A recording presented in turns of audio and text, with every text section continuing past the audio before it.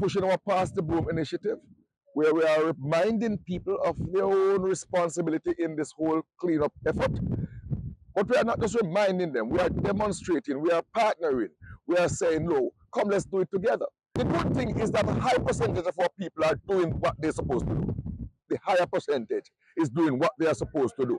They are putting proper receptacles at their gate, they are containerizing their garbage, they are not littering at will, they are not throwing out garbage anywhere they see a convenient spot and creating mini dumps. And they are encouraging us, they are calling in with information. So the majority of our people are doing their part. When we travel abroad, we don't mess the place up. Don't mess up our home. This is our place. And so that's why we're out here this morning, passing the broom, symbolically saying now, get a broom, get going.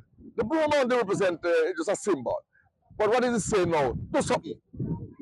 Do something. For quite a long time, we've talked about the waste that is on Kent Avenue and all the illegal dump sites that are here. It's really an eyesore, not just because we're ambassadors for our country and we're passionate about how our country looks, but because we're stewards for Jamaica.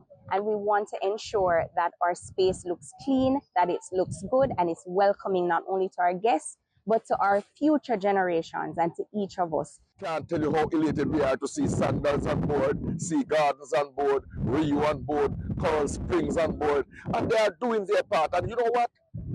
I trust that with their effort this morning, that it will motivate others in the sector